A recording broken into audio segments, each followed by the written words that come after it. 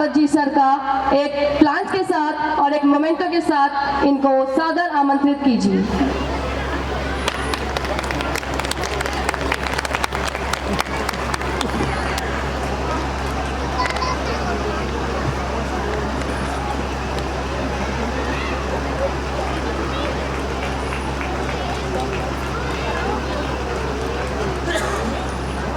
मैं गुजारिश करना चाहूंगी मिस्टर गणेश रावत जी सर का, कृपया आप 2 शब्द हम सबके बीच में थोड़ा आप अपना मैसेज कन्वे कर सकते हैं सर। बोलो भारत माता की जय। भारत माता की जय। मेरा पब्लिक स्कूल पीरमुदारा के वार्षिक समारोह में इस विद्यालय के प्रबंधक श्रीमान कुबेर सिंह मेहरा जी, पंकज मेहरा जी, पूजा मेहरा जी, हमारे इस कार्यक्रम में मौजूद लेखपाल संघ के प्रदेश अध्यक्ष श्रीमान तारा गिल्डियाल जी, हमारे पब्लिक स्कूल एसोसिएशन रामनगर के अध्यक्ष बड़े भाई शिशुपाल सिंह रावत जी, पूर्व छात्र संघ अध्यक्ष चंदन बिष्ट जी, पत्रकार बंधु, मीडिया से लोग, अभिभावकगण, नौजवान साथियों, माताओं बहनों और बुजुर्गवार, मैं सबका अभिनंदन करता हूं, सबका स्वागत करता हूं। और मेरा पब्लिक स्कूल जो कि शिक्षा के क्षेत्र में विशेष कार्य कर रहा है, खास तौर पर नौनिहालियों की शिक्षा के लिए, छोटे छोटे बच्चों की शिक्षा के लिए मैं उनको बधाई देना चाहूँगा कि नई पीढ़ी का भविष्य आप लोग संवार रहे हैं। आपकी ऊर्जा को, आपकी तेजस्विता को और आपके समर्पण को मैं सलाम करता हूँ।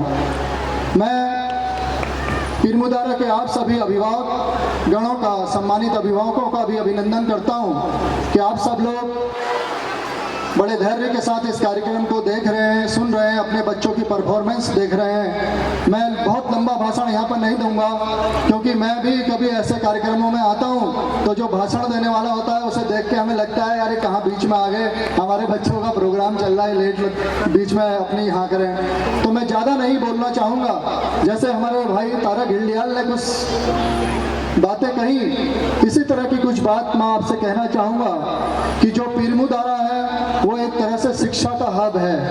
एक तरह से तरह तरह के स्कूल, तरह तरह के इंग्लिश मीडियम स्कूल, तरह तरह के प्ले स्कूल यहाँ पर खुल रहे हैं। और सबसे अच्छी बात है कि जो हमारे पहाड़ों से लोग यहाँ पर आए हैं अपने बच्चों का भविष्य संवारने के लिए, उनके लिए एक बेटर एजुकेशन फैसिलिटी हम सब लोग यहाँ पर प्रोवाइड करा रहे हैं। पब्लिक स्कूल एसोसिएशन के माध्यम से शिशुपाल जी भी यहाँ बैठे हैं, मैं मेहरा जी से मिला हूँ, जब भी इन बंधुओं से मिला हूँ ये बड़े ऊर्जा के साथ काम करते हुए मुझे दिखते हैं। मैं इनको शुभकामनाएं देता हूँ। आज आपका प्ले स्कूल है और प्राइमरी स्कूल है, जूनियर हाई स्कूल है, आने वाले समय में आप CBSE बोर्ड का इंटर कॉलेज भी बनाएंगे और यूनिवर्सिटी भी बनाएंगे, बड़े संस्थान बनने की ओर आप लोग अग्रसर होंगे। मैं आपको शुभकामनाएं देता हूँ।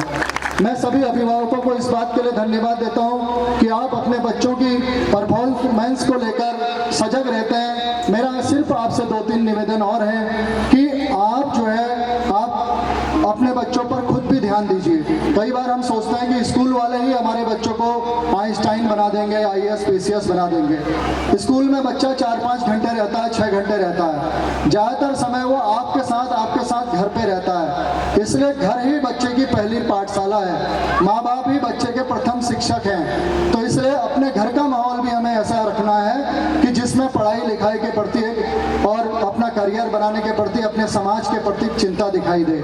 मैं देखता हूँ कई घरों में, मैं एक सवाल पूछना चाहता हूँ आप सभी माताओं बहनों से और अभिभावकों से कि आप लोग बाजार जाते हैं, आप कुरकुरे खरीदते होंगे, कोल्ड ड्रिंक, चिप्स खरीदते होंगे, आप कोई घर का सामान खरीदते होंगे मॉल में जाकर।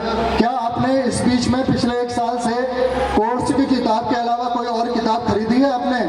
कोई कहानी की किताब, कोई उपन्यास, कोई सामाजिक विज्ञान की किताब या कोई ऐसी मैगजीन खरीदी है? कितने लोगों ने खरीदी? जरा हाथ उठा दीजिए। तो देखिए इतनी बड़ी भीड़ में मुश्किल से 4 हाथ उठे हैं, तो इससे पता चलता है कि हम पढ़ाई लिखाई के प्रति कितने संवेदनशील है।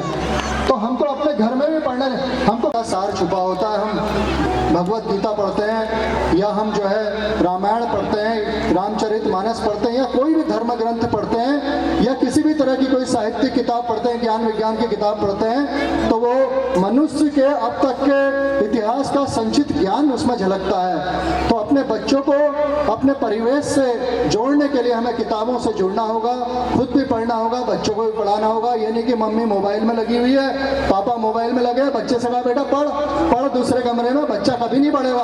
आपको घर में भी एक छोटा मोटा माहौल पढ़ाई का बनाना पड़ेगा। दूसरा मैं आपको एक चीज़ और कहना चाहूँगा कि जैसे मोबाइल सबके पास है, इंटरनेट, सोशल मीडिया सबके पास है। हम लोग बच्चों को देखते हैं इंस्टाग्राम में रील बना रहे हैं, बहुत सारे लोग यूट्यूब में पैसे भी कमाते हैं उससे।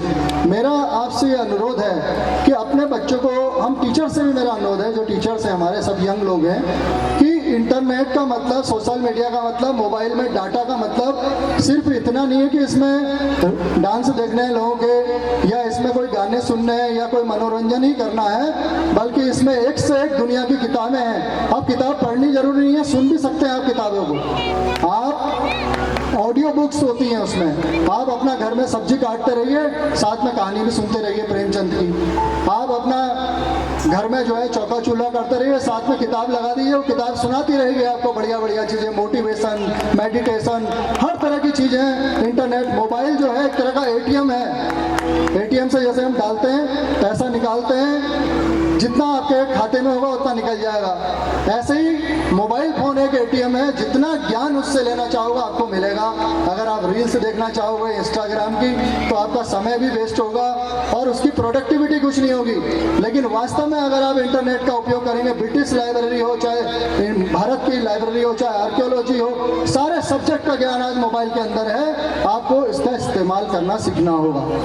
और ज़्यादा कुछ न कहते हुए, क्योंकि मेरे हाथ में माइक आ गया, मैं बहुत 1 घंटा भी बोल सकता हूँ। मैं भी व्यस्त हूँ, मुझे भी बहुत जाना है, क्योंकि नगर निकाय का चुनाव रामनगर में चल रहा है। तो मैं भी व्यस्त समय में इसलिए यहाँ पर आया हूँ कि जो शिक्षा जगत है उससे मेरा खास तौर पर जुड़ाव है। मुझे लगता है कि यंग लोगों के पास, अपने अभिभावकों के पास, अपने जो स्कूल प्रबंधक हैं, जो स्कूल प्रबंधक में देखिए जो स्कूल चला रहे हैं, वो भी अपने आप में पुण्य का काम कर रहे हैं। ये चाहते तो राशन की दुकान भी खोल सकते थे, स्टोन के रेसर भी खोल सकते थे। लेकिन अगर कोई स्कूल में इन्वेस्टमेंट करता है, किसी संस्थान में इन्वेस्टमेंट करता है, तो वो व्यक्ति कहीं ना कहीं समाज को आगे बढ़ाने का काम कर रहा होता है। मैं मेरा बंधुओं का धन्यवाद दूंगा, उनको शुभकामनाएं दूंगा कि आप समाज को आगे बढ़ाने के लिए, आने वाली पीढ़ी को आगे बढ़ाने के लिए, जो पीढ़ी आने वाले हिंदुस्तान जब 100 साल का होगा, तो ये पीढ़ी भारत का नेतृत्व कर रही होगी। जब मोदी कहते हैं ना विकसित भारत, यानी कि नंबर 1 जब भारत देश में पूरी दुनिया में होगा, तो यही पीढ़ी देश का नेतृत्व कर रही होगी। इन्हीं में से कोई डॉक्टर होंगे, IAS होंगे, PCS होंगे, चित्रकार होंगे, पत्रकार होंगे, नेता होंगे। तो ऐसी पीढ़ी का भविष्य आप निर्माण कर रहे हैं। बहुत बहुत शुभकामनाएं। जय भारत, जय उत्तराखंड।